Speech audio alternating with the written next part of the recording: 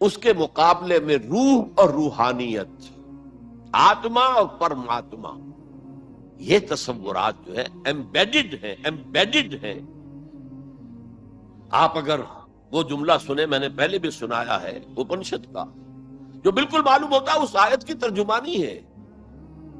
Man in his ignorance identifies himself with the material sheets which encompasses real self۔ اس کی اصل خودی، اصل انا تو اندر کی ایک حقیقت ہے، اس کے گرد یہ گوشت پوشت کا کور چڑھا دیا گیا ہے۔ انسان اس کو سمجھتا ہے یہ میں ہوں، یہ میں نہیں ہوں، میں تو وہ خودی ہوں، وہ انا ہوں، وہ ایگو ہوں، وہ آتما ہوں جو اس شریر کے اندر ہے۔ یہ تصور جس قدر سٹرونگ ہے ہندو مت کے اندر، انہیرنٹ ہے اسلام میں بھی، اور آج کی دنیا اسی کے خلاف تو جا رہی ہے۔ The world is world of matter only. What is beyond matter we don't care. Because وہ ہماری جو ہے حواس خمسہ کی گرفت میں آتا ہی نہیں، ہم اس کو کیسے اسٹڈی کریں؟ ہم تو چیزوں کو دیکھتے ہیں، سنتے ہیں، چکھتے ہیں، چھوتے ہیں، سونگھتے ہیں، نتیجے نکالتے ہیں۔ تو یہ دنیا ورلڈ آف میٹر تو جو ہے ہمارا میدان ہے انکوائری کا، تفتیش کا، تحقیق کا، لیکن یہ کہ وہ ماورائے مادہ، ماوراء طبیعات، میٹا فزکس، اس سے ہمیں کوئی دلچسپی نہیں ہے خدا یا نہیں ہے، ہوگا۔ یہ کائنات تو ہے نا، روح کوئی ہے یا نہیں ہے کس نے دیکھی؟ جسم تو ہے نا، آخرت کوئی ہے یا نہیں ہے؟ یہ دنیا تو ہے نا۔ تو جو ہے، جو واقعہ ہے، جو ریئلزم اسی کا نام ہے، جو ریئل ہے اس تک اپنی توجہ محدود رکھو۔ جو مذہب کے ایسنس کے خلاف ہے، اس مذہب میں ہندو مت اور اسلام مشترک، وہ ایسنس آف مذہب روح اور روحانیت۔ نمبر دو، ہندو اسکرپچرز کا اگر مطالعہ کیا جائے ان کی اصل زبان میں، اور سملیرٹیز جو ہیں اسلام میں اور ہندوازم میں ان کو واضح کیا جائے دلائل کے ساتھ، حوالوں کے ساتھ، اور ان کو ہائی لائٹ کیا جائے۔ اختلافات اگر ہیں وہ بھی ہیں، لیکن سملیرٹیز کیا کیا ہیں۔ یہ کام میرے علم میں آیا تھا کچھ عرصے سے، مولانا محمد منظور نعمانی جو لکھنؤ والے ہیں ان کے صاحبزادے کر رہے ہیں، اور مجھے خوشی ہوئی تھی۔ اب جو کچھ کیا ہے ذاکر نائک صاحب نے، وہ اتفاقی ہے کہ میں ٹیلی ویژن کھولا ہوا تھا، اس میں ان کا پروگرام آیا، میں نے پورا دیکھا ہے، وہ سملیرٹیز بٹوین ہندوازم اینڈ اسلام۔ اب میں اپریشیٹ کرتا ہوں، یہ کام کرنے کا ہے جو ہم نے نہیں کیا بدقسمتی سے۔ ہم نے یہاں آ کر یہاں کے لوگوں کے ذہن کو پڑھنے کی کوشش نہیں کی، ہم نے تو ان پر حکومت کی ہے۔ اللہ اللہ خیر صلاح۔ جب تک آپ کسی قوم کے ذہن کو نہیں سمجھیں گے، ان کی سوچ کیا ہے، ان کی سوچ کا صغرا کبرا کیا ہے، پریمیسز کیا ہے جن پر کہ ان کے عقائد کھڑے ہوئے ہیں، آپ کیسے کمیونیکیٹ کریں گے؟ ہم نے ضرورت ہی محسوس نہیں کی۔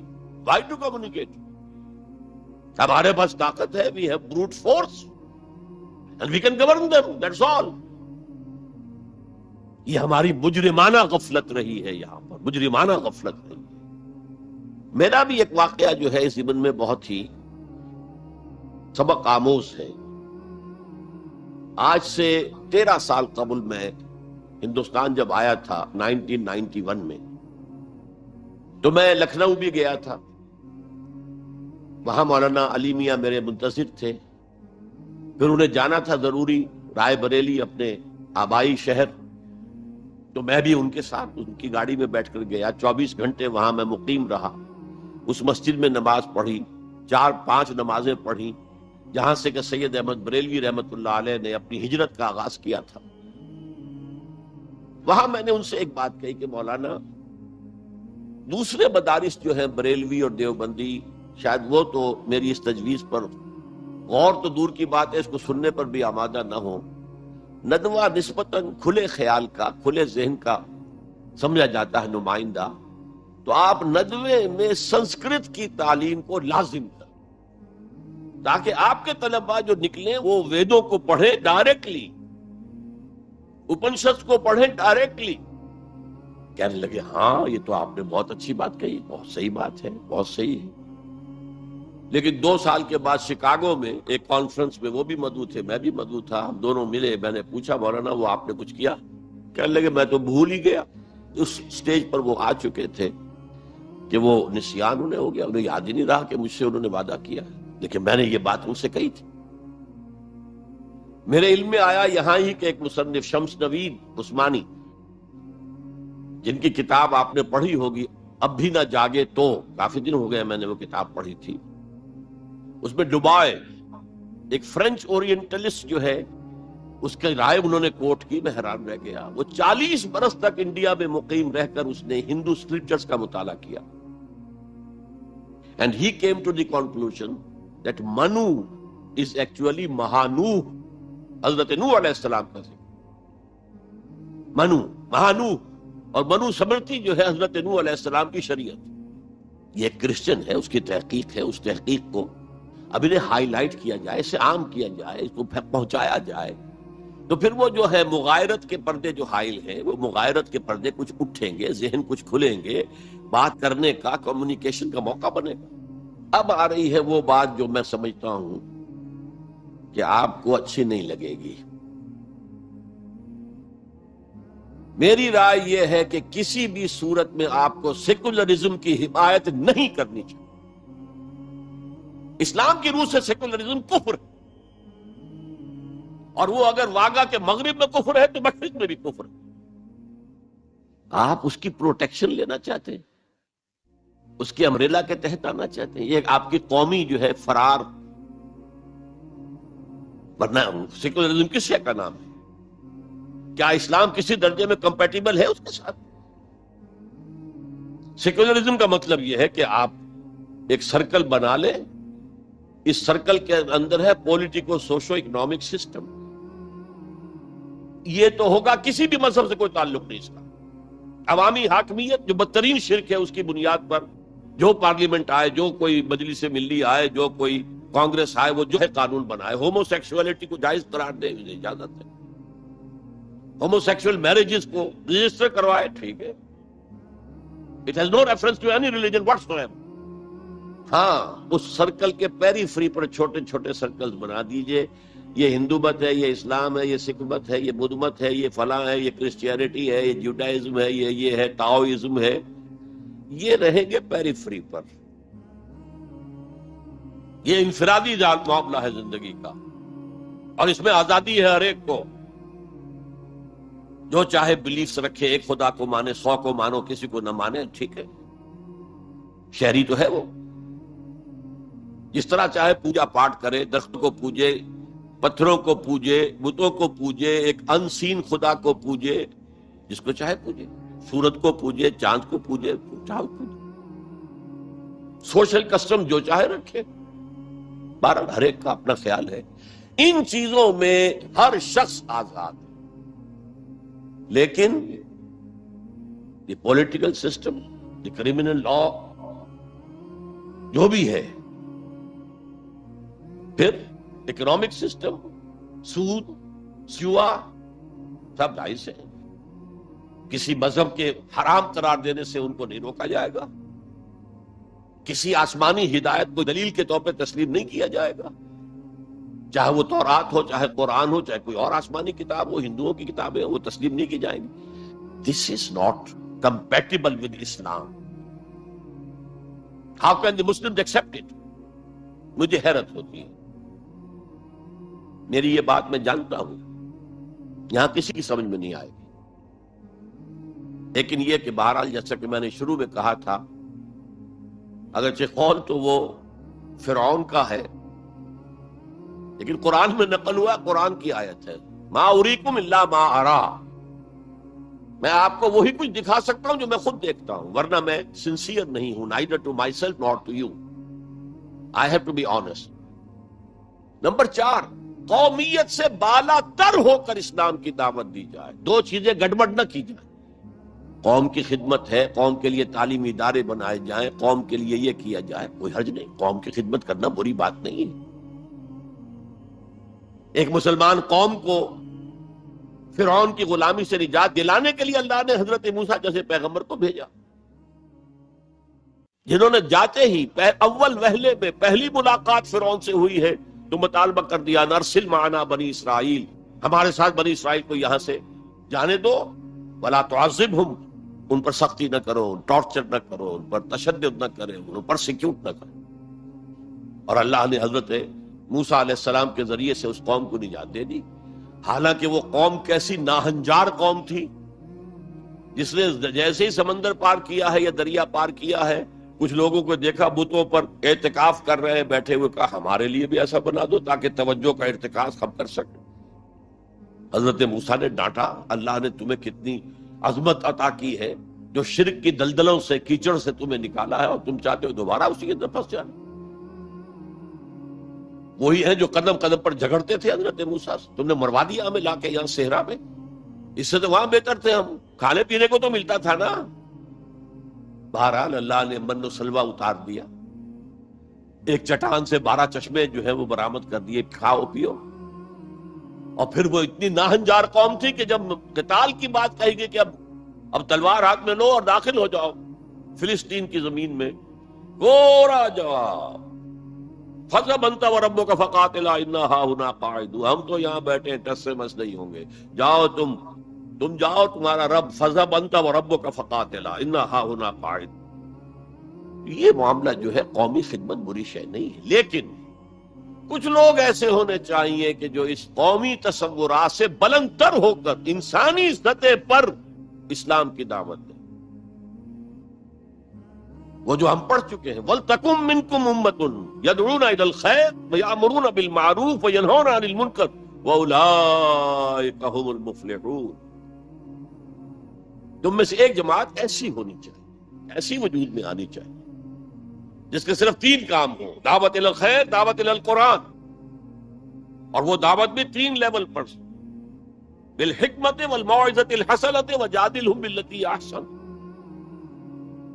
اور نیکی کا حکم دو، بدی سے روکو۔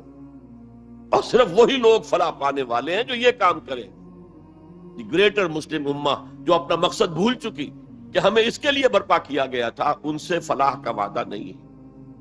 اولئک ھم المفلحون، حسر کا انداز ہے، اسلوب ہے، صرف وہی لوگ ہوں گے جو فلاح پائیں۔ اس لیول پر ضرورت ہے ایک جماعت کی، اور اس کے ضمن میں سب سے زیادہ اہمیت ہوگی اسلام کے سسٹم آف سوشل جسٹس کو ایمفیسائز کرنے کی۔ تو emphasise the system of social justice, یہ ہے اسلام جو پیغام دیتا ہے۔ یہ کسی قوم کے لیے نہیں ہے، پوری نوع انسانی کے لیے ہے، انسان کو آزادی دیتا ہے۔ میں بتا رہا تھا کہ وہ جو تلوار ہے، جو میں اس کو مثال دیا کرتا ہوں، یہ ایسی چکی ہے جو ایک طرف آٹا پھینکتی ہے، ایک طرف پھینکتی ہی نہیں، ادھر آٹے کے ڈھیر لگ رہا ہے، ادھر آٹا ہے ہی نہیں۔ تو اب کیا ہوا؟ تلوار نے ادھر کاٹا، عیاشی، بدماشی، فضول خرچی، نمود و نمائش پہ پیسہ خرچ کرنا، جس سے آگ لگ جائے ہیو ناٹس کے دلوں کے اندر، پھر ان میں محبت پیدا ہوگی آپ کے لیے، یہ نفرت پیدا ہوگی، عداوت پیدا ہوگی، بغض پیدا ہوگی۔ اور دوسری طرف جو بھوکے ہیں وہ حیوانوں کی سطح پر آ جائیں گے، وہ گویا کہ بیسٹ آف برڈن، وہ انسان نہیں رہتے، they are at a lower level than the human beings, they become like animals۔ اور حدیث نبوی ہے کہ قاد الفقر ان یکون کفرا، فقر جو ہے وہ تو قریب ہو لے آتا انسان کو کفر کے۔ دنیا نے تیری یاد سے بیگانہ کر دیا، تجھ سے بھی دل فریب ہے غم روزگار کے، یہ روزی کا جو غم ہے، کہاں تجھے پوجے، کہاں تیری عبادت کرے، کہاں تجھ سے لو لگائیں، ہمیں 2 وقت کی روٹی کے لیے، اور وہ بھی سوکھی سی کچھ ملتی ہے، اور دن کتنی پورے دن بھر کی کمر توڑ دینے والی مشقت ہم کرتے ہیں۔ تو اسلام کی دعوت جو ہے، نمبر 1 یہ قومیت سے بالا تر ہونی چاہیے، گڑبڑ نہ کرے، ایک ہی جماعت یہ دونوں کام نہ کرے، ورنہ سمجھا جائے گا کہ یہ بھی اصل میں اپنی قومی بالا تری اور بالا دستی کے لیے کام کر رہا ہے۔ اپنی پرائرٹیز فکس کر لے، اگر اسلام کے لیے کام کرنا ہے تو قومی سطح سے بالا تر ہو جائے، اور اصولی سطح پر اسلام کی دعوت دیں، اور اسلام کے system of political justice, social justice, economic justice کو نمایاں کریں۔ ان تمام چیزوں کے پیش نظر میں ایک بات، بہت بڑی بات کہہ رہا ہوں۔ حضور کی ایک حدیث ہے مجھے مشرق کی طرف سے ٹھنڈی ہوا آ رہی ہے. اقبال نے جب ترانہ ہندی لکھا تھا اس میں کوٹ کیا تھا، میرے عرب کو آئی ٹھنڈی ہوا جہاں سے، میرا وطن وہی ہے، میرا وطن وہی. کیا جب ہم بہرحال اپنی جگہ پر سمجھ رہے تھے، رب بھی ہے امید کہ کسی طرح اللہ ہمیں توفیق دے دے، پاکستان میں وہ نظام قائم کر دے جو پوری انسانیت کے لیے ایک مینارہ نور بن جائے. یہی باتیں اقبال نے کہی تھی، میں کوٹ کر چکا ہوں کہ ڈیسٹنی ہے، تقدیر مبرم ہے کہ ہندوستان کے شمال مغرب میں ایک آزاد مسلمان ریاست قائم ہوگی. اور اگر ایسا ہو گیا تو ہمیں موقع مل جائے گا کہ اسلام کے چہرے سے جو بدنما داغ اور دھبے دور ملوکیت میں پڑ گئے تھے انہیں ہٹا کر جاگیرداری آ گئی تھی. دور ملوکیت میں سرمایہ داری آ گئی تھی. ابلیس کی مجلس شورا میں ابلیس سے کہلوایا ہے اقبال نے، ابلیس کی زبان سے وہ اپنا پیغام دے رہا ہے. جانتا ہوں میں یہ امت حامل قرآن نہیں ہے، وہی سرمایہ داری بندہ مومن کا دین. جانتا ہوں میں کہ مشرق کی اندھیری رات میں بے ید بیضا ہے پیران حرم کی آستین. لیکن ایک عجیب بات کہی ہے، عصر حاضر کے تقاضاؤں سے ہے لیکن یہ خوف. It's a demand of history. عصر حاضر کے تقاضاؤں سے ہے لیکن یہ خوف، ہو نہ جائے آشکارا شرع پیغمبر کہیں. عصر حاضر کے تقاضے سمجھ لیجئے. کیپٹلزم کے رد عمل میں کمیونزم پیدا ہوا تھا، اب کمیونزم مر گیا ہے، اب کیپٹلزم بغلیں بجا رہا ہے. ثابت ہو گیا کہ ہمارا نظام liberal secular democracy and capitalism based on free market and interest and every thing, یہ بہترین نظام ہے، اس سے بہتر کوئی نظام نہیں ہے. دیکھ لو وہ مرا پڑا ہوا کمیونزم، اس کی قبر بن گئی ہے، جس پر کہ پھر ہنٹنگٹن نے کہا نہیں میرا بھائی اسے غلطی لگ رہی ہے، فوکویاما کو ابھی کلیش آف سیویلائزیشنز ہونا ہے، ہوگا. بہرحال یہ جو نوید تھی کہ آئے گی ٹھنڈی ہوا، ایک خیال یہ ہے، اب بھی ہے، شاید حالات جس نہج پر جا رہے ہیں شاید پاکستان اور افغانستان مل کر وہ جگہ بن جائے کہ جہاں پر اسلام کا نظام پورا کا پورا دی پولیٹیکو سوشو اکنامک سسٹم نافذ کر دیا جائے. فیکٹس آن دی گراؤنڈ کے اعتبار سے کوئی آثار نہیں ہے، لیکن there can be some divine, کوئی ایسا شکل پیدا ہو جائے اللہ کی طرف سے. میں اس سے مایوس نہیں ہوں، ابھی بالکل مایوس نہیں ہوں، اگرچہ تاحال ہم فیل ہو گئے اس میں. ہم تو وہی نظام جو انگریز چھوڑ کر گیا تھا جو کا تو لے کر جا رہے ہیں. آپ بہت بہتر اس سے رہے اس اعتبار سے کہ آپ نے جاگیرداری کو تو ختم کر دی. ہمارے ہاں تو جاگیردار مسلط ہے، جہاں جاگیردار مسلط ہوگا اور 70% آبادی جو ہے وہ دیہی ہے، گاؤں کی ہے، جاگیرداروں کے انگوٹھے تلے ہے، وہاں سیاست کیا ہوگی؟ سیاست جو ہے وہاں پر it's the musical chair game of the jagirdars and lords, اور کچھ بھی نہیں. بہرحال اللہ کرے کہ یہ اس بر عظیم سے، پاکستان بھی آخر اسی بر عظیم کا ایک حصہ تھا، بھارت اسی بر عظیم کا حصہ ہے، بنگلہ دیش اسی بر عظیم کا حصہ ہے. میں وہاں بھی گیا تھا تو میں نے کہا تھا کہ آپ یہاں نظام خلافت قائم کریں. وہاں خلافت اندولن ایک بڑی تحریک بھی اٹھی تھی. حافظ جی حضور کا نام آپ نے سنا ہوگا، بہت بڑے پیر تھے وہاں کے جنہوں نے ایک موومنٹ شروع کی تھی کہ خلافت کا نظام قائم کیا جائے. لیکن یہ ہے کہ کیا عجب کہ ہندوستان کی قسمت میں ہوئی. شمس نوید عثمانی صاحب نے جو بات کہی ہے وہ قابل غور یقیناً ہے. اگرچہ مجھے پڑھے ہوئے اس کتاب کو بہت دن ہو گئے ہیں، لیکن مجھے امید ہے کہ جو بات میں کہنے چلا ہوں وہ ان کی طرف غلط منسوب نہیں ہوگی، لفظی طور پر کوئی غلطی ہو سکتی ہے. انہوں نے یہ لکھا تھا کہ امت مسلمہ کی قیادت پہلے ملی ہے سامی النسل لوگوں کو. یہ میں آپ کو بتا چکا ہوں. فرسٹ رائز آف دی مسلم امہ، then the first fall of the Muslim Ummah, then the second rise of Muslim Ummah, then the second fall of Muslim Ummah, just as the first rise of Bani Israel and then the first fall, and then the second rise, and then the second fall. The first rise of the Muslim Ummah was under the leadership of the Arabs. Who are these Arabs? Sami, Semitic. اگرچہ Europe میں Semitic کا لفظ استعمال ہوتا ہے یہودیوں کے لیے صرف، وہ بھی سامی ہیں، عرب بھی سامی النسل ہے. جب صلح کرائی تھی اور بغلگیر کروایا تھا کلنٹن نے شاہ حسین کو، اور اس وقت شامیر تھا یا کون تھا جو بھی وزیر تھا اسرائیل کا، بغلگیر ہو گئے، تو اس نے کہا تھا یو آر کزنس، بھائی تم ایک ہی باپ کے بیٹے ہو نا. یہ عرب اسماعیل کے بیٹے ہیں، ان کی اولاد ہے، اور جو جیوز ہیں وہ حضرت اسحاق کی اولاد ہے. حضرت اسحاق کے بیٹے حضرت یعقوب، ان کے 12 بیٹے، ان سے 12 نسلیں، 12 قبیلے جو ہیں بنی اسرائیل کے. تو یو آر کزنس. تو سامی النسل، پہلی قیادت سامی، حضرت سام، یہ بیٹے تھے حضرت نوح کے. Second rise of the Muslim Ummah was under the leadership of the Turks. They are the progeny of Yafis علیہ السلام. انہی کے بیٹوں میں گوگ اور میگوگ کا نام بھی آیا ہے تورات میں، یوج اور ماجوج. وہ اصل میں سینٹرل ایشیا کے ماؤنٹینز کو کراس کر کے تو شمالی جو میدان چلتا ہے رشیا وغیرہ کا، اور پھر نیچے وہ منگولیا اور چائنا کے ساتھ، اور ادھر ویسٹ میں پھر وہ اسکینڈینیوین کنٹریز سے ہو کر ادھر سے اتر کر لوگ جو آئے ہیں اینگلو سیکسنز، انگلستان میں آئے ہیں یا اور یورپ کے حصے میں آئے ہیں، یہ سب نسل ہے یافس کی. تیسری نسل ہے حام کی، اس میں یہ انڈو گریک اینڈ ایرانی ایرینز، سب سے بڑی تعداد ان ایرینز کی کہاں ہے؟ یہ حام کی نسل سے ہیں.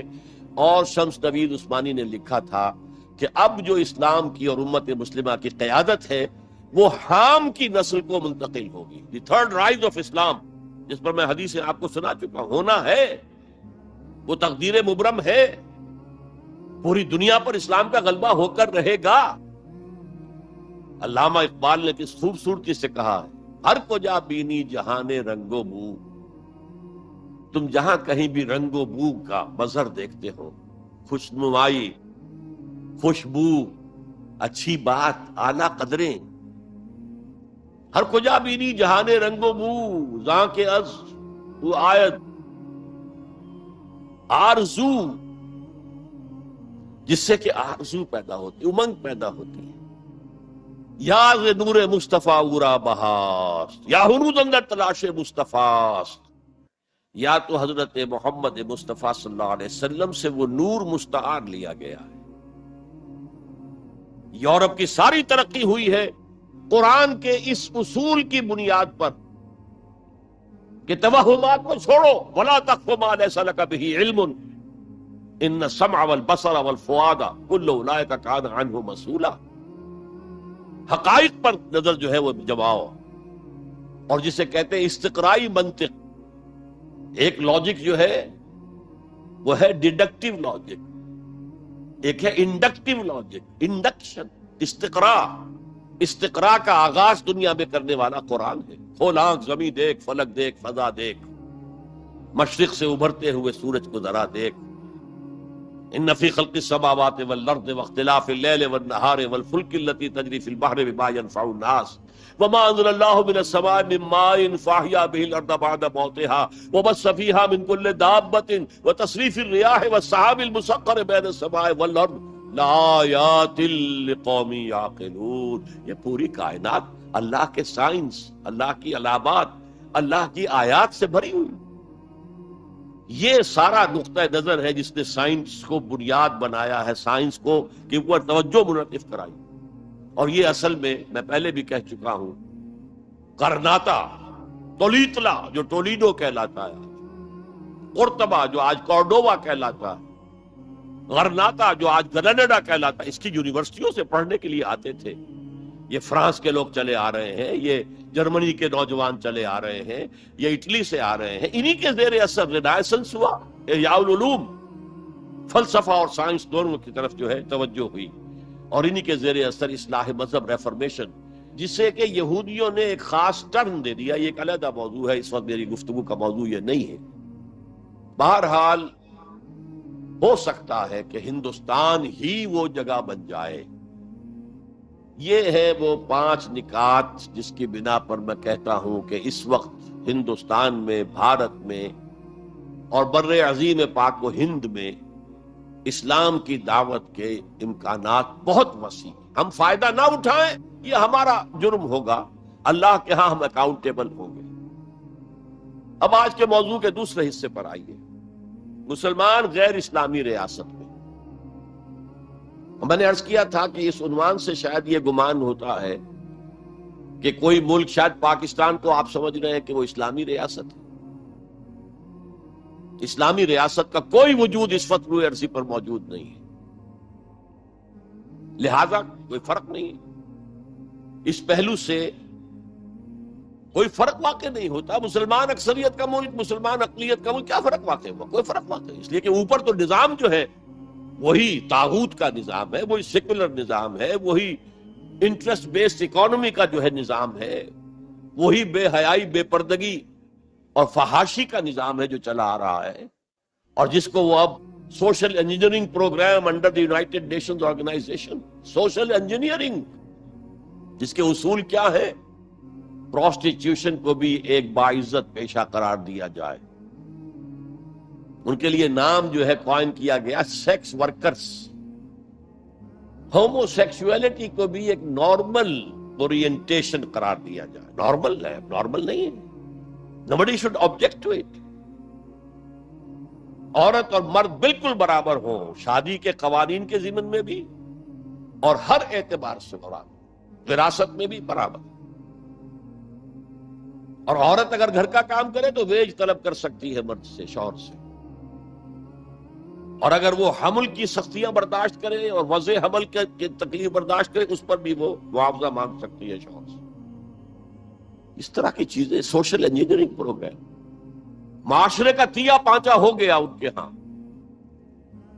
فیملی لائف کے ٹکڑے ہو گئے، بکھر گئی فیملی لائف، ہے ہی نہیں، شادی کا بندھن نہیں۔ We are living together, that's all, we are not married. بچے بھی ہو رہے ہیں but we are not married, اس لیے کہ وہ میرج کے قوانین ایسے بنا دیے گئے کہ مرد اس کو گوارا کرنے کو تیار نہیں۔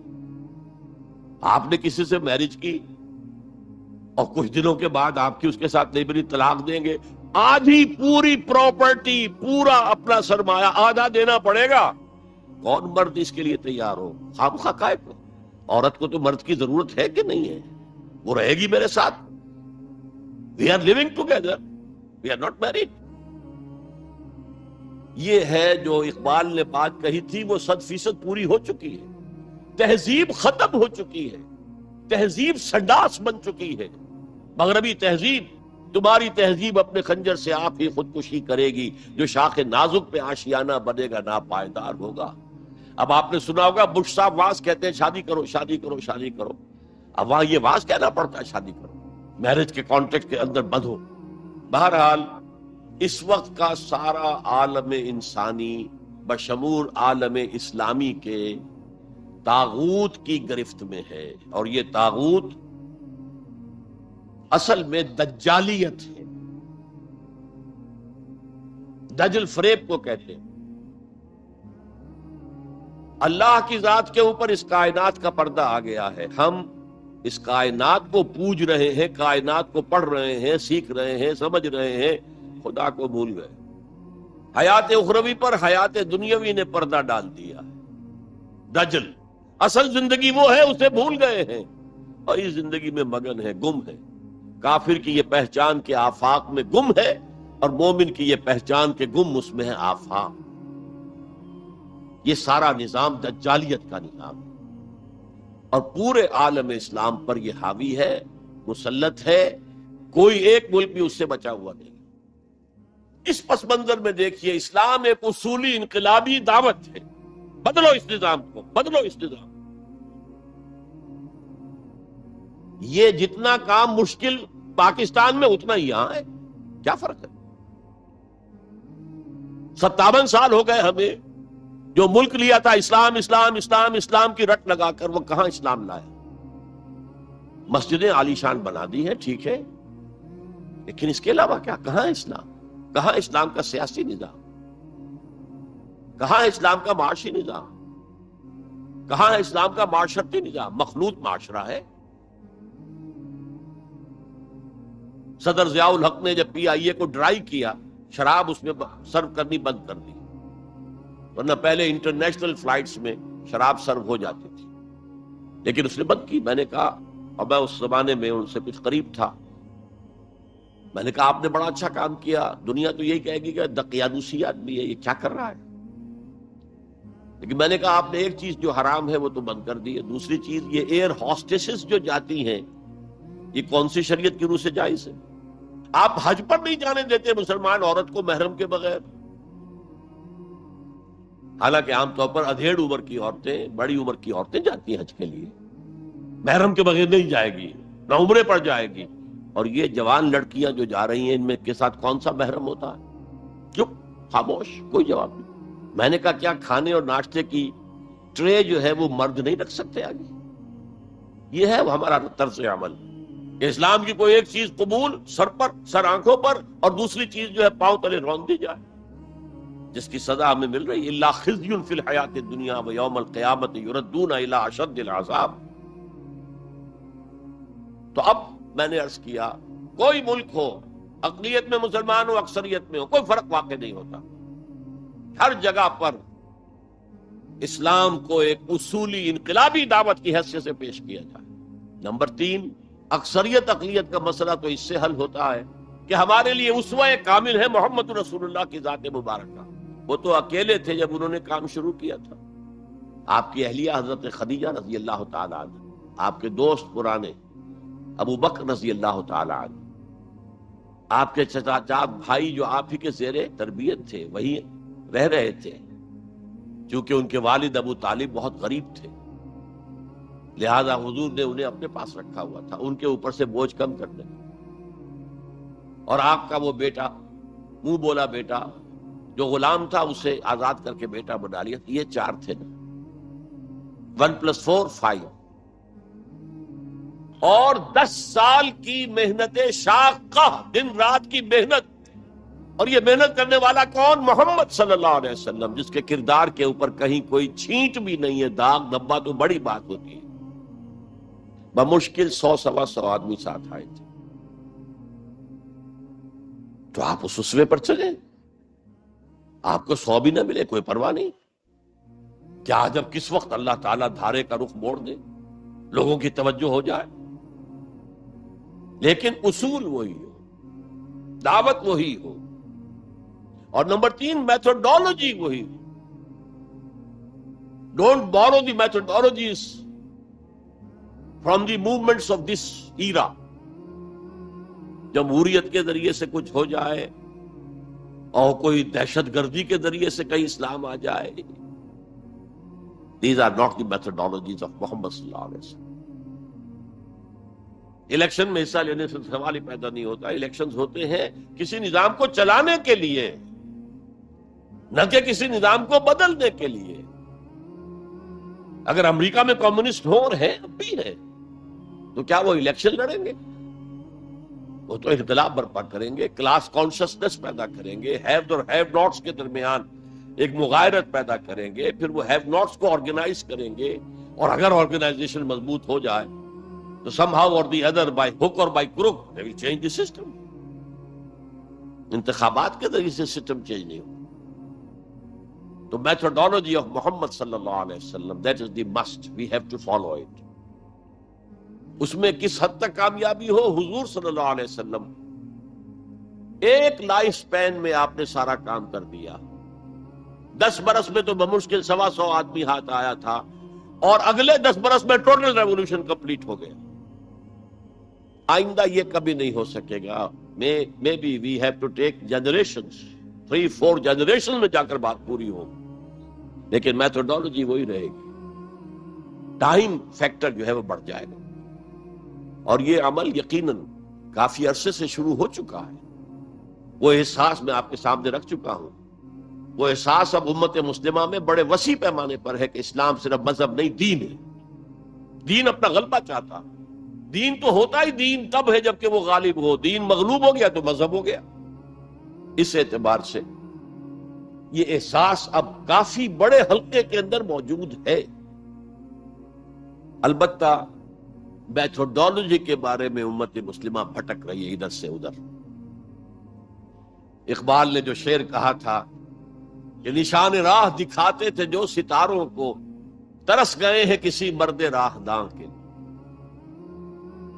اللہ کا شکر ہے، میں اللہ کا شکر ادا کرتے ہوئے کہہ رہا ہوں اور کسی خود ستائی کے جذبے کے بغیر کہہ رہا ہوں، اللہ نے مجھ پر سیرت محمد صلی اللہ علیہ وسلم کو کھول دیا. جیسے میں نے پرسوں کہا تھا کہ ایک حدیث نے تاریخ کے ایک بہت بڑے صندوق کو میرے لیے کھول دیا. لَيَأْتِيَنَّ عَلَىٰ أُمَّتِي مَا أَتَىٰ عَلَىٰ بَنِي إِسْرَائِيلَ حَسْبَ النَّعْلِ بِالنَّعْلِ. میری امت پر بھی وہ سارے حالات وارد ہو کر رہیں گے جو بنی اسرائیل پہ ہوئے تھے، بالکل ایسے جیسے ایک جوڑے کی دو جوتیاں ایک دوسرے کے مشابہ ہوتی. اسی طرح اللہ تعالیٰ نے سیرت النبی کو مجھ پر کھولا، میں نے اس کا انالیسس کیا، تجزیہ کیا اور اس سے انفر کیا اور چیلنج کرتا ہوں. The process of a true revolution can be deduced, can be inferred only from the seerah of Muhammad صلی اللہ علیہ وسلم. اس کی وجہ کیا ہے؟ تاریخ انسانی کے باقی سارے انقلاب جزوی تھے. فرینچ ریولوشن میں صرف سیاسی نظام بدلا اور کچھ بھی نہیں بدلا. عقائد وہی رہے، اخلاق وہی رہے، معاشی نظام وہی رہا جو پہلے تھا، صرف سیاسی نظام بدلا. بولشوک ریولوشن میں معاشی نظام بدلا، باقی معاشرہ وہی تھا، سوشل ویلیوز وہی تھیں، وہی عیسائیت جو کی تو قائم تھی. صرف ایک ریولوشن ہے پوری ہیومن ہسٹری میں جس نے ٹوٹل چینج کی. عقیدے بدل گئے، اخلاق بدل گئے، صبح و شام کے انداز بدل گئے، شب و روز کے نقشے بدل گئے، نظام بدل گیا، سیاسی نظام، نیا سیاسی نظام. میں آپ کو بتا چکا ہوں the historical role of Islam پر ایم این رائے کی کتاب پڑھیے اسے. اچھا، اور یہ تاریخی انقلاب، عظیم ترین انقلاب تاریخ کا، یہ ایک لائف سپین میں مکمل ہو گیا.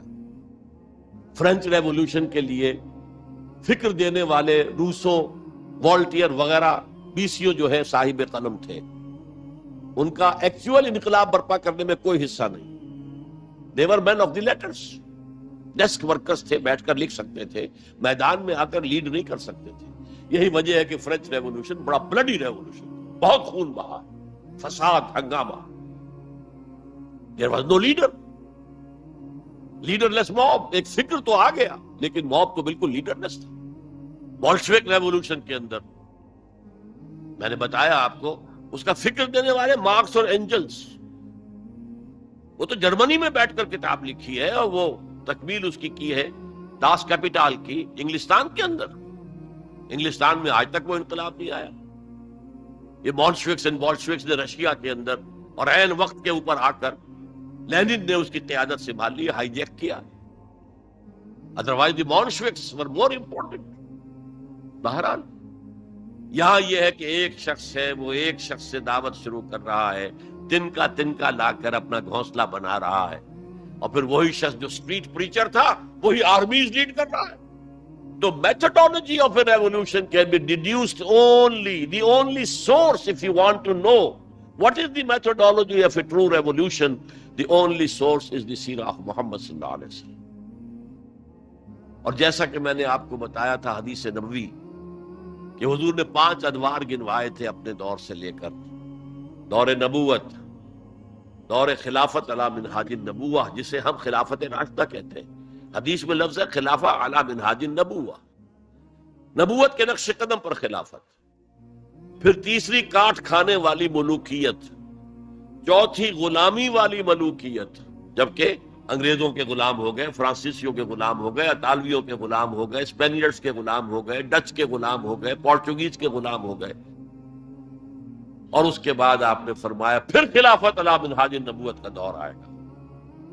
اور اس کے ضمن میں امام مالک رحمۃ اللہ علیہ کا ایک بڑا ضروری قول ہے، لن يصلح آخر هذه الامة الا بما صلح به اولها. اس امت کے آخری حصے کی آخری حصہ کون سا ہوگا؟ خلافت علی منہاج النبوہ. آخری حصے کی اصلاح ہرگز نہیں ہو سکے گی مگر اسی طریق پر جس طریق پر کہ پہلے حصے کی اصلاح ہوئی تھی، طریق محمدی صلی اللہ علیہ وسلم۔ ہم جب دیکھتے ہیں محمد کا نقشہ مکے میں صلی اللہ علیہ وسلم، تو وہ نبی تھا یا نہیں تھا یہ تو علیحدہ ہے، لیکن نبیوں کا سا نقشہ ہے۔ درویشی ہے، لوگ گالیاں دے رہے ہیں، کوئی پاگل کہہ رہا ہے، وہ دعائیں دے رہے ہیں، پتھراؤ کیا جا رہا ہے، وہ پھر بھی بد دعا نہیں دیتے۔ درویشی، دعوت، تبلیغ، جیسے مسیح کبھی وہاں گئے واس کر رہے ہیں، کبھی وہاں گئے واس کر رہے ہیں، کبھی وہاں گئے واس کر رہے ہیں، ایسے حضور سٹریٹ پریچنگ بھی کر رہے ہیں۔ جو میلے ہوتے تھے، بازار لگتے تھے، ان میں جا کے تبلیغ کرتے تھے، تقریریں کرتے تھے۔ تو یہ نقشہ تو ہے، نقشہ یہ تو ہے۔ وہ تھے یا نہیں تھے اس کو چھوڑ دو، لیکن یہ نقشہ جو ہے نبیوں کا ہے۔ بٹ ہیئر ہی فیل، اور ان کے کہنے کے مطابق ہی head to run away, to flee. They call it the flight to Medina, ہجرت نہیں کہتے وہ، فلائٹ، فرار۔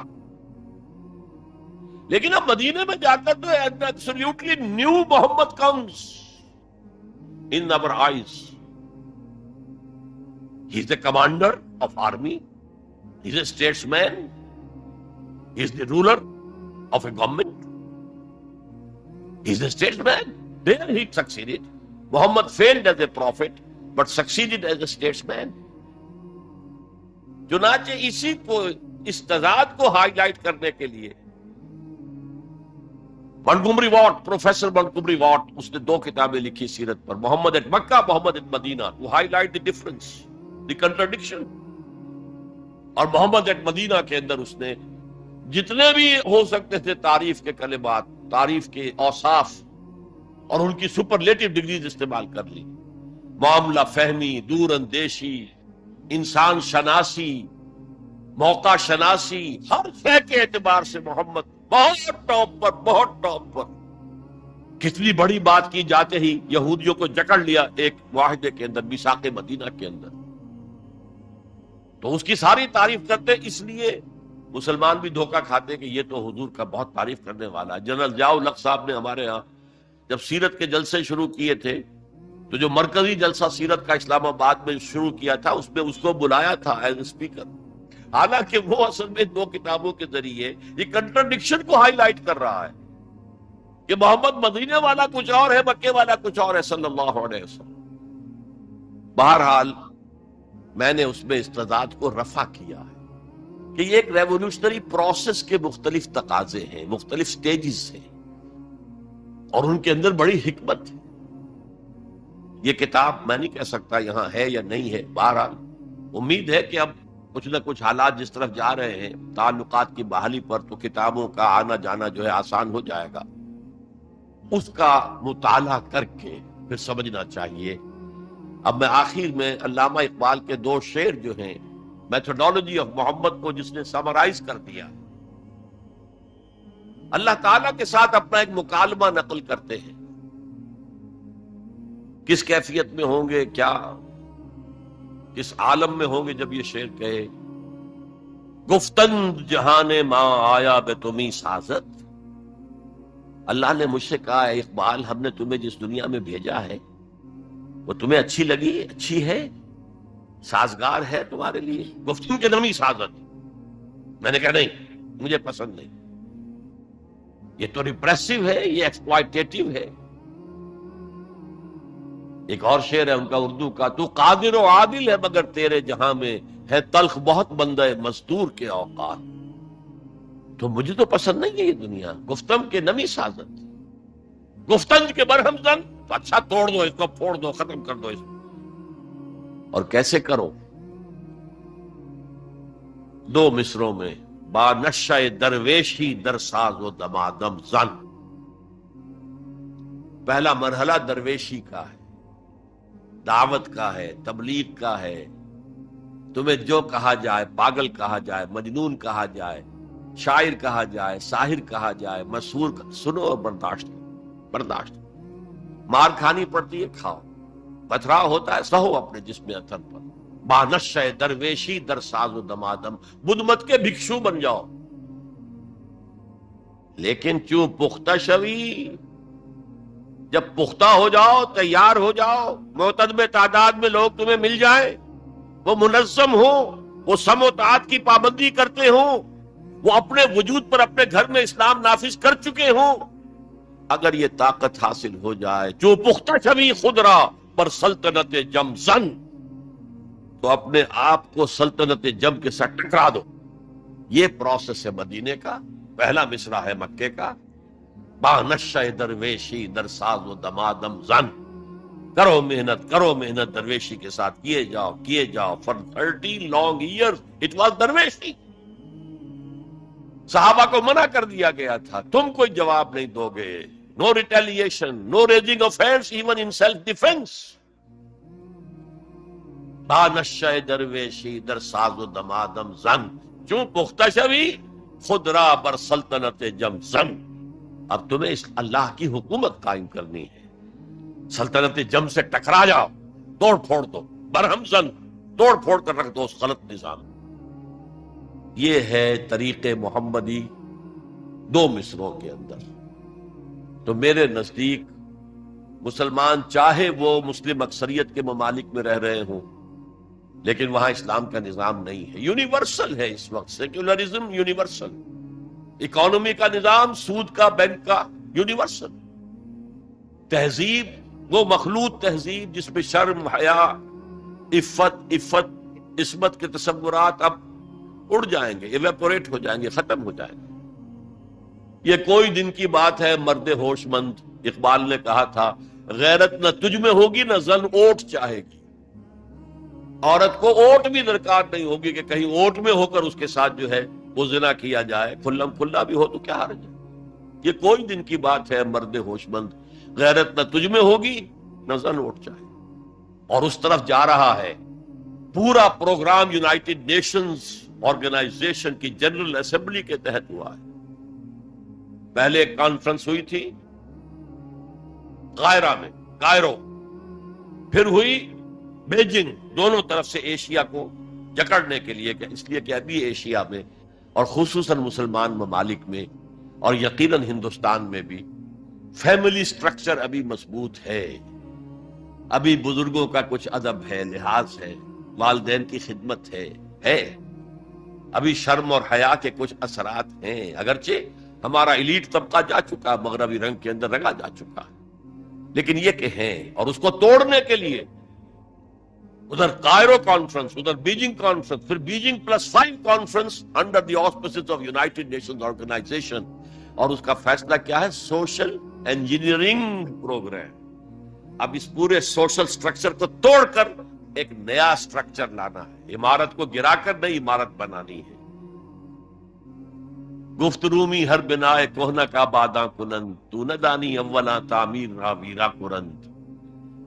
رومی نے کہا ہے کہ جو بھی کوئی بنائے کوہنا ہے، پرانا نظام ہے، اس کو اگر آپ تلپٹ کرنا چاہتے ہیں، کوئی اور نیا نظام لانا چاہتے ہیں، تو پہلے نظام کو گرانا پڑے گا، پہلی عمارت کو گرانا پڑے گا۔ تو یہ سوشل سٹرکچر جو ٹوٹ پھوٹ چکا ہے ویسٹ میں، اب وہ چاہتے ہیں کہ ایسٹ میں بھی ٹوٹ پھوٹ جائے۔ بہرحال ہمیں جو اصل موضوع تھا، مسلمان غیر اسلامی ریاست میں، مسلمان ایک داعی امت کا نام ہے، یہ قوم نہیں ہے، امت ہے، ہم مقصد لوگوں کا مجموعہ۔ وَلْتَكُن مِّنكُمْ أُمَّةٌ يَدْعُونَ إِلَى الْخَيْرِ وَيَأْمُرُونَ بِالْمَعْرُوفِ وَيَنْهَوْنَ عَنِ الْمُنكَرِ۔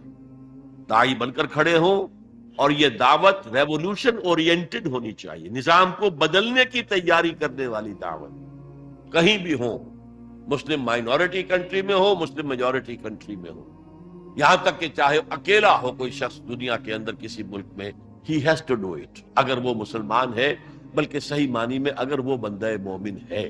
اقول قولی ھذا واستغفر اللہ لی ولکم ولسائر المسلمین والمسلمات۔ جزاک اللہ ڈاکٹر صاحب۔ اب میں سوال و جواب کے سیشن کی طرف چل رہا ہوں۔ پہلا سوال محمد عادل ہیں، what are the rights of a non Muslim in a Muslim state? Kindly explain the concept of jizya. یہ بڑا اچھا سوال ہے۔ میں مسلم اسٹیٹ کا تو نہیں کہتا، اس لیے کہ وہ تو آج کل اس سے سیکولر نظاموں پر چل رہے ہیں، ایکول سٹیزن شمار ہوتے ہیں، لیکن اسلامک اسٹیٹ میں یہ ہے کہ نان مسلم ول بی مائنورٹیز. جیسے میں نے کہا یہاں مسلمانوں کو مائنورٹی اسٹیٹس اپنے لیے قبول کر لینا چاہیے، کیونکہ آپ نے ایک علیحدہ قوم ہونے کے مطالبے پر اور دعوے پر آپ نے، یہ تو ہندوؤں کے لیے تو بھارت ماتا اتنا ہی متبرک تھا جتنا کہ گو ماتا، آپ نے اس کے ٹکڑے کرا دیے، اور اس میں بڑا ہاتھ آپ لوگوں کا ہے، آپ کے آباء و اجداد کا، ہندوستان کے رہنے والوں کا. مسلم لیگ کی قیادت بیسیکلی مائنورٹی پروونسز سے تھی. بہرحال ایک اسلامی ریاست میں غیر مسلم اگرچہ ایکول سٹیزن نہیں ہوگا، پروٹیکٹڈ مائنورٹی ہوگا. یہ پروٹیکشن جو ہے اسی کے لیے لفظ ذمہ ہے، ذمہ داری آپ بولتے ہیں اردو میں. اسلامی ریاست کی ذمہ داری ہوگی اس کی پروٹیکشن، اسے پوری مذہبی آزادی حاصل ہوگی، اس کی عبادت گاہوں کی حفاظت مسجدوں سے زیادہ کی جائے گی. یہ سورہ حج کی ایک آیت ہے، لَهُدِّمَ الصَّوَامِعُ وَبِيَعٌ وَصَلَوَاتٌ وَمَسَاجِدُ يُذْكَرُ فِيهَا اسْمُ اللَّهِ كَثِيرًا. اگر اللہ تعالیٰ دنیا میں کسی قوم کو دوسری قوم کے ذریعے دفع نہ کرتا رہتا، جب کوئی قوم گل سڑ جاتی ہے تو اسے ہٹاتا ہے، کسی کے ذریعے سے تباہ کر دیتا.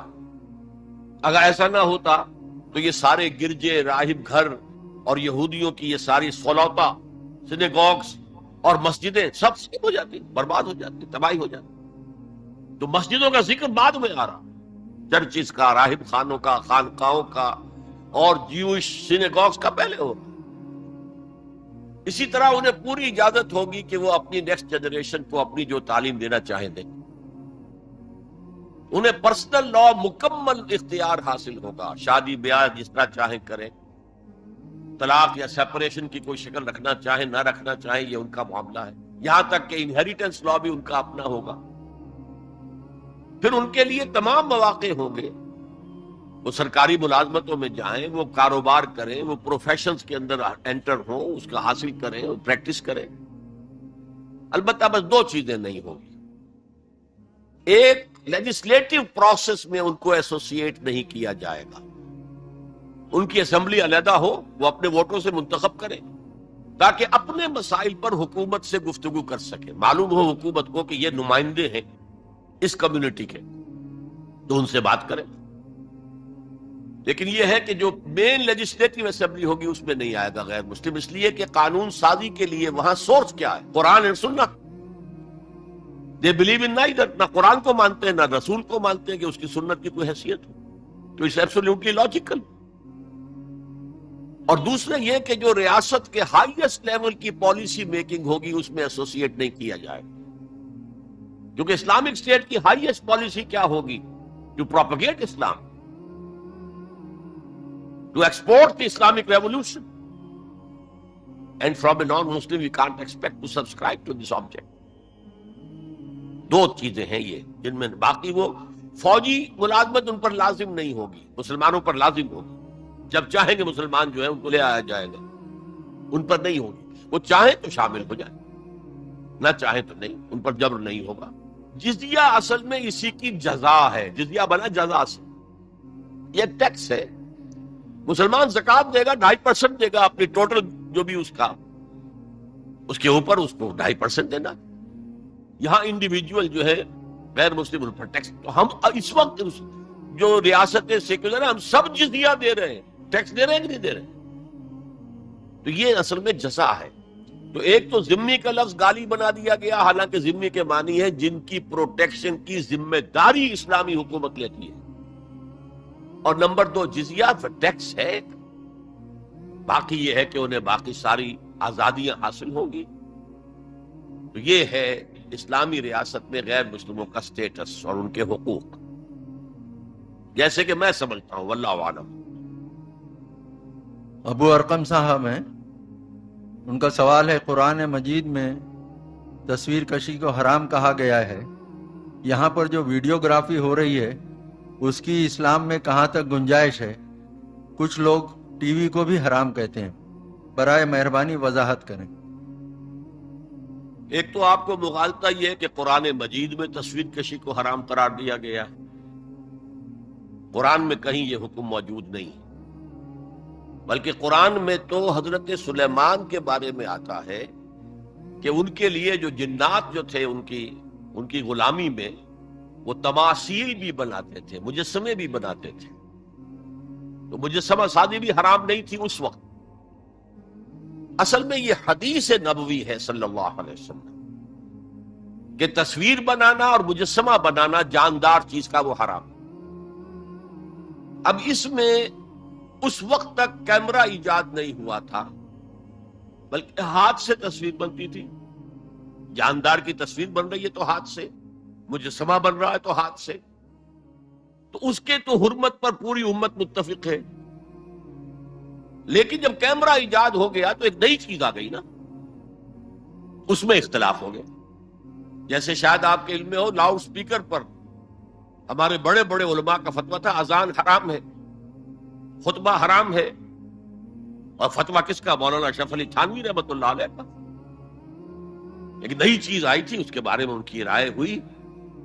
لیکن آج آپ کو معلوم ہے کون سی تھانوی مسجد ہے کہ جس میں اذان جو ہے لاؤڈ سپیکر پر نہیں ہوتی اور خطبہ جو ہے وہ لاؤڈ سپیکر پر نہیں ہوتا. تو نئی چیز کے آنے پر جو ہے یقیناً اختلاف رائے کے پیدا ہونے کا امکان ہے.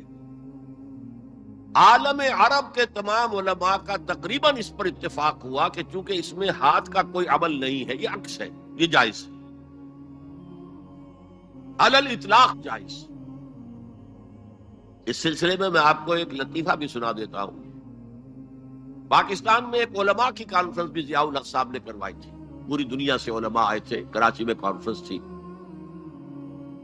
عبد الفتاح ابو غدہ رحمت اللہ علیہ بہت بڑے حنفی عالم تھے، عالم عرب کے حنفی عالم بہت بڑے، عبد الفتاح ابو غدہ.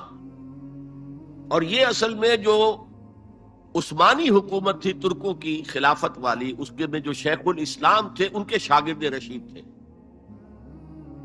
تو وہ ان سے ملنے کے لیے مولانا محمد یوسف بن نوری رحمت اللہ علیہ وہ گئے.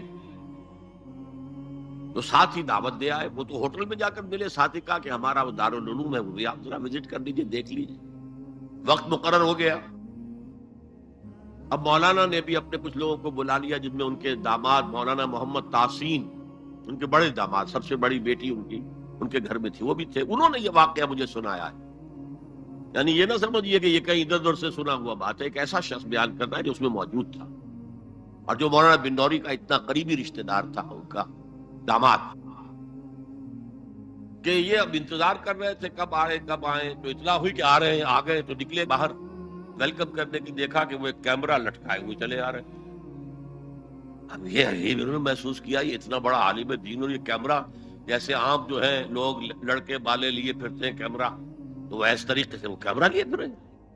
لیکن کیا کہیں، مہمان ہیں، کچھ کہہ نہیں سکتے. آ گئے، بیٹھ کر انہوں نے اپنا کیمرہ کھولا اور کہا ذرا ٹھیک ہو جائیے، سورہ اجتماعیہ، میں چاہتا ہوں ایک اجتماعی تصویر ہو جائے گروپ کی، سورہ اجتماعیہ.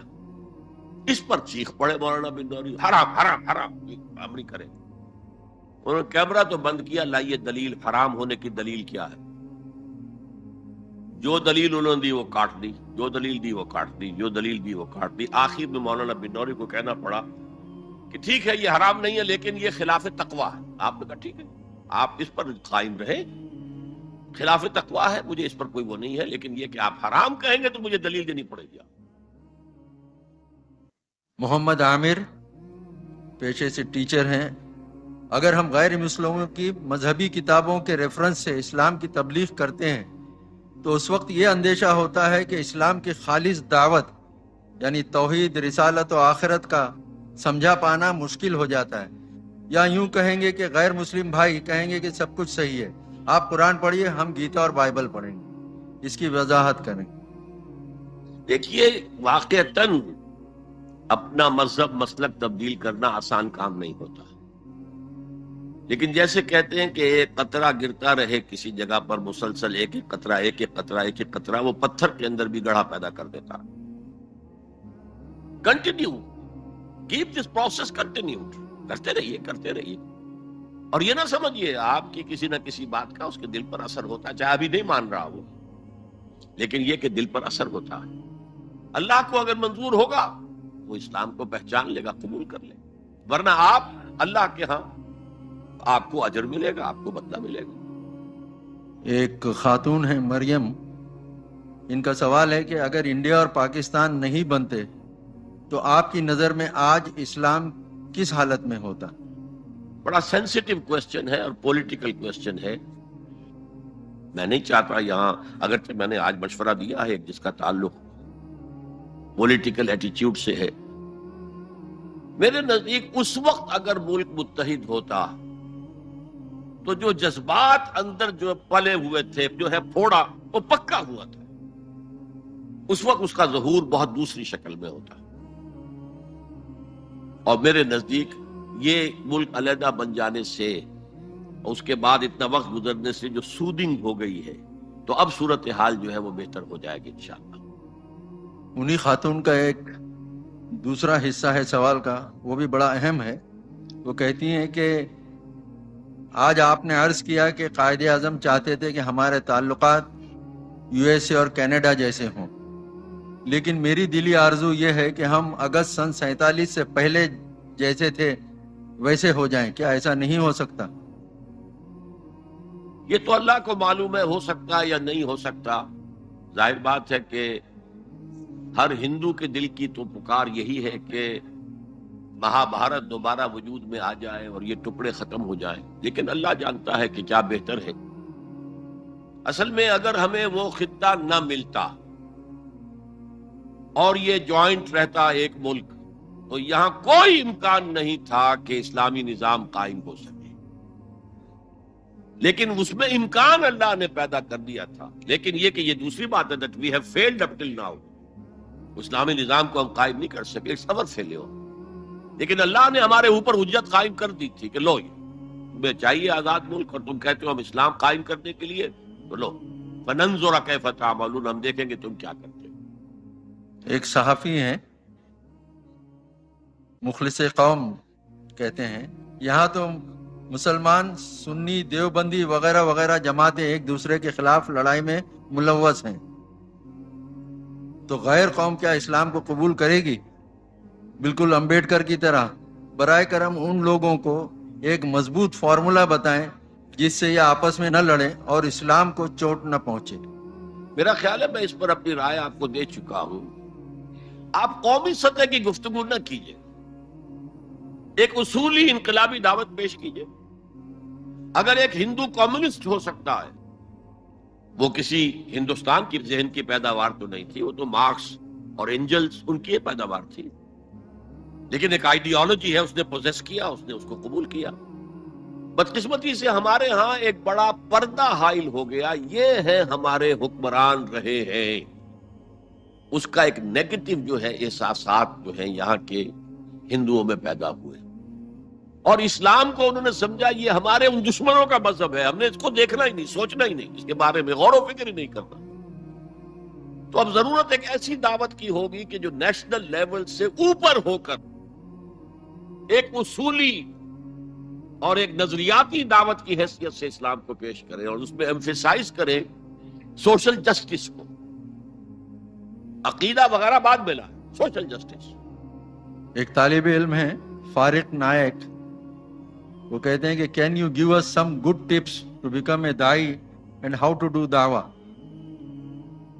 داعی بننے کے لیے سب سے پہلے تو آپ خود قرآن کے اندر ڈوبے، قرآن کی گہرائی میں اتریں، تاکہ آپ کا ایمان بہت گہرا ہو اور پختہ ہو۔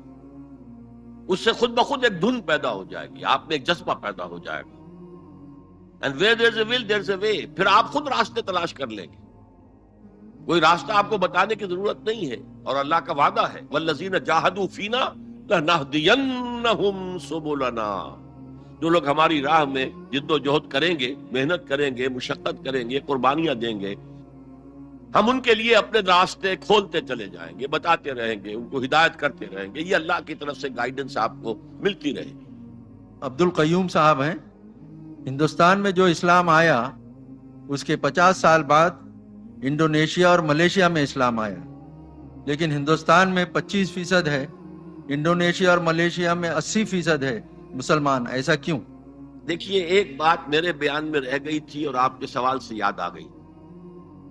میں نے کہا تھا کہ ہندوستان میں پہلا ورود اسلام کا ہوا یہ دور بنو امیہ میں محمد بن قاسم رحمت اللہ علیہ کے قیادت میں، اور یہ پھر جلدی ہی ریسیڈ کر گیا، واپس چلا گیا۔ اس کے بعد بھی عرب تاجروں کے ذریعے سے مسلسل اسلام آتا رہا ہے۔ یہ جو ویسٹ ساحل ہے، west coast of India, South India, اور یہ اسلام جو تھا چونکہ براہ راست عرب سے آ رہا تھا، یہ ترکستان سے ہو کر نہیں آیا تھا، لہذا یہ زیادہ حنفی نہیں بلکہ شافعی اسلام تھا۔ امام شافعی عرب تھے، امام ابو حنیفہ یہ ایرانی تھے، تو اس اعتبار سے یہاں کا اسلام جو ہے تاجروں کے ذریعے سے آیا، تلوار کے ذریعے سے نہیں آیا، تو یہ اسلام زیادہ مائلڈ بھی ہے، اس میں ایروگنس نہیں ہے۔ یہاں کے لوگ وہاں چونکہ تلوار کے ذریعے سے آیا، پہلے تلوار چلی اور پھر صوفیہ آئے ہیں، اس لیے ناردرن انڈیا کے مسلمانوں کا کردار اور ان کی شخصیت کے اجزاء ترکیبی کچھ مختلف ہے، اور ساؤدرن انڈیا کے مسلمانوں کی شخصیتیں، سیرتیں، کردار کچھ مختلف ہے۔ اچھا، انڈونیشیا وغیرہ میں، ملایا میں، سماٹرا میں کلیتاً تاجروں کے ذریعے سے گئے، اور تاجر ہمیشہ خوش اخلاق ہوتا ہے۔ تاجر کیسے ہو سکتا ہے بد اخلاقی کرے؟ اس کا سودا کون خریدے گا؟ خوش خلق، خوش اخلاق، تو ان کے ذریعے سے اسلام پھیلا ہے، اور محسوس ہوتا ہے کہ وہاں اس کے جواب میں کوئی تہذیب موجود نہیں تھی، کوئی فلسفہ نہیں تھا، تو sort of an empty land انہیں مل گئی تھی، لہذا اسلام وہاں پر جنگل کی آگ کی طرح پھیل گیا۔ اس کی میں مثال آپ کو دیتا ہوں۔ جب جزیرہ نما عرب سے اسلام نکلا ہے اور فتوحات کا دائرہ آیا، تو 3 کالمز تھے، ایک ایسٹ ورڈ، ایک ویسٹ ورڈ، ایک سیدھا شمال میں۔ سیدھا شمال میں جو گیا وہ تو پھر کوہ قاف جو ہے کوکیشیا، اس نے اس کو روک لیا، اس سے آگے نہیں جا سکا۔ مشرق میں عراق فتح کیا، ایران فتح کیا، خراسان فتح کیا، افغانستان فتح کیا، یہ اس سے ادھر آیا۔ مغرب میں شام کو فتح کر کے سینائی پیننسلا کراس کیا، ایجپٹ، شمالی افریقہ چلا گیا۔ اب آپ دیکھیے شمالی افریقہ کی لوکل لینگویجز ختم ہو گئی، عربی رہ گئی، کیونکہ وہاں کلچرل خلا تھا، ویکوم تھا، کلچرل ویکوم تھا، وہاں کوئی تہذیب، کوئی تمدن، کوئی علم، کوئی منطق، کوئی فلسفہ تھا ہی نہیں، تو کسی اب لوکل لینگویج کا کوئی وہاں پہ سراغ ہی نہیں، وہ تو ساری عربی چھا گئی، عربی زبان ہے، معلوم ہوتا ہے کہ یہ ہمیشہ سے عربی بولتے آئے۔ لیکن ایسٹرن سائڈ پر ایران بہت یہ لوہے کا چنا تھا، اس کا کلچر تھا، اس کی تہذیب تھی، اس کا فلسفہ تھا، اس کی منطق تھی، لہذا یہاں عربی نہیں جمی، فارسی رہی۔ اس سے آگے ترکستان کی طرف اسلام بڑھا تو فارسی، ہندوستان میں اسلام آیا تو فارسی ہی تھی کہ جو کورٹ لینگویج تھی، عربی اسے وائپ آؤٹ نہیں کر سکی۔ اسی طریقے میں سمجھتا ہوں کہ ان جزائر شرق الہند میں چونکہ شاید کوئی بڑا کلچر اور کوئی تہذیب مضبوط موجود نہیں تھی، اس لیے وہاں پر اسلام جو ہے اس ویکوم کی وجہ سے بہت زیادہ پھیل گیا۔ واللہ عالم۔ غلام محمد صاحب ہیں، وہ کہتے ہیں the world's religions are fighting for supremacy whereas the supreme Allah is not interfering in their quarrels. When will the truth be revealed? اگر آپ غور سے دیکھیں گے تو ورلڈ ریلیجنز جو ہیں وہ کوئی سپیریورٹی کے لیے سٹرگل نہیں کر رہے۔ اس وقت دنیا میں کوئی تبلیغی مذہب موجود نہیں ہے سوائے اسلام اور کرسچینٹی کے، اور کرسچینٹی کے پاس صرف ایک ڈوگما ہے اور کچھ نہیں ہے، کوئی نظام نہیں، کوئی قانون نہیں۔ اسلام کے پاس وہ ڈوگما بھی ہے، عقیدہ بھی ہے، ایمان بھی ہے، ریچولز بھی ہیں، عبادات بھی ہیں، اور ایک نظام بھی ہے، لہذا اسلام کا مقابلہ کرنے والا مذہب کوئی نہیں۔ ہندو مذہب کبھی بھی تبلیغی نہیں تھا، ہندوستان سے باہر نکلا ہی نہیں، یہ اپنے ملک کے اندر مگن رہے ہیں، اور یہاں پر وہ مذہب کے نام سے تو نہ معلوم کتنے شیڈز موجود ہیں، بت پرستی سے لے کر توحید خالص وہاں تک۔ اس لیے کہ اگر شنکر آچاریہ جو تھے وہ اگر ہماوس کے قائل تھے، ابن عربی کے آس پاس تھے، تو رامانج جو تھے یہاں پر وہ شیخ احمد سرہندی رحمت اللہ علیہ کے فلسفے سے قریب تر تھے۔ تو یہ مختلف شیڈز ہیں، وہ ان کے یہاں موجود ہیں۔ 6 درشن ہیں ان کے ہاں فلسفوں کے، اور یہ تبلیغی عثمانی میں نہیں ہے، بلکہ خود کہتے ہیں کہ ہندوازم از اے کلچر، اور اس میں وہ سب کلچرز کو ضم کرنے کے لیے تیار ہیں۔ وہ یہ نہیں چاہتا کہ آپ علیحدہ اپنی کلچرل آئیڈینٹی جو ہے وہ برقرار رکھیں۔ یہی اس وقت ری ایکشن ہے امریکہ کے اندر، مسلمانوں سے وہ اس وجہ سے ناراض ہیں۔ ویسے اسلام کے خلاف مذہب کی حیثیت سے ان کی کوئی دشمنی ابھی تک سامنے نہیں آئی۔ ویسے یہ ہے کہ اگر 9/11 کے بعد مسلمانوں کا خامخواہ چونکہ نام لے دیا گیا اس لیے کچھ انسیڈنٹس ہو گئے ادھر ادھر، یا اس سے پہلے جو اوکلاہوما کی بامبنگ ہوئی تھی اس کے بارے میں چونکہ خیال تھا کہ مسلمان نے کیا ہے تو خطرہ ہو گیا کہ مسلمانوں کو قتل کیا جائے، بعد میں فوراً معلوم ہو گیا وہ تو کرسچن نے کیا، لہذا وہ بات وہیں کی وہیں رک گئی۔ لیکن اب بھی انہیں ایک شکوہ مسلمانوں سے ہے کہ یہاں جو آیا وہ ہمارے کلچر میں جذب ہو گیا۔ چائنیز آئے، انہوں نے ہمارا، کورینز آئے، ہمارا کلچر لے لیا۔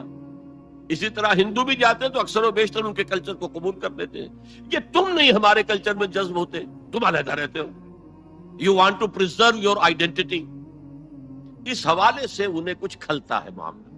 تو یہی معاملہ ہندوستان کا تھا کہ وہ اس کلچرل جو ہے ہندوستان کی ایک ہوموجینٹی اس کو برقرار رکھنا چاہتے ہیں۔ اسی لیے وہ اکبر نے فارمولہ بنایا تھا دین الہی کا کہ سارے ان مذاہب کو جو ہے ہاون دستے میں ڈال کر کوٹ پیس کر ایک صفوف بنا دو، وہ سب میں تقسیم کر دو۔ اور یہی پھر بھرمو سماج کی تحریک راجہ رام موہن رائے کی، گاندھی جی ان کے بہت بڑے ایڈمائرر تھے، تو اسی طریقے سے گاندھی جی کا جو یہ ہوتا تھا پرارتھنا میں قرآن بھی پڑھایا جا رہا ہے، گیتا بھی پڑھی جا رہی ہے، اور گرو گرنتھ صاحب جو ہے ان کی بھی کچھ تلاوت ہو رہی ہے، تو یہ سب کچھ یہ کہ یہ مذہبی تقسیمیں جو ہیں سیاسی سطح پر ختم ہو جائیں، ہمیں ایک قوم بن جائے۔ لیکن مسلمان جو ہیں وہ اس اعتبار سے ایسیمیلیبل نہیں ہے، وہ ایسیمیلیٹ نہیں ہو سکتے۔ امت اللہ ایک خاتون ہیں، وہ کہتی ہیں کہ غیر مسلموں کو دعوت دینے پر زیادہ دھیان دینا چاہیے یا ہمارے مسلمان جو دین سے دور جا چکے ہیں ان پر محنت کرنا زیادہ ضروری ہے، یا دونوں کو ساتھ لے کر چلیں؟ بس یہ آخری بات آپ نے خود کہہ دی۔ اسلام کی اصولی دعوت کے محتاج مسلمان بھی اتنے ہی ہیں جتنے غیر مسلم، کیونکہ آج ہمارے مسلمانوں کی عظیم اکثریت بھی اسلام کو صرف عقیدہ عبادات کا مجموعہ سمجھتی ہے۔ چند سوشل کسٹمز ہیں، عید الفطر ہے، عید الاضحیٰ ہے، یہ ہم نے منانی ہے، ایک تیسری عید کا ہم نے اضافہ کر لیا ہے، عید میلاد النبی ہے، یہ ایک سوشل کسٹمز ہے۔ باقی یہ ہے کہ اور اس سے اوپر اسلام کے پولیٹیکو سوشو اکنامک سسٹم کا تصور مسلمانوں کی عظیم اکثریت کے ذہنوں میں ہے ہی نہیں۔ لہذا اسلام کی اصولی انقلابی دعوت کے محتاج مسلمان بھی اتنے ہی ہیں جتنے کہ غیر مسلم۔ میں نے کہا تھا کہ وہ اس دعوت کو نیشنلزم سے بلندتر ہونا چاہیے، higher than these differences of nationhood, اور اس کے اوپر پوری نوع انسانی کو ہم نے دعوت پہنچانی ہے، اور مسلمان بھی آج اس دعوت کے اتنے ہی محتاج ہیں جتنے کہ غیر مسلم۔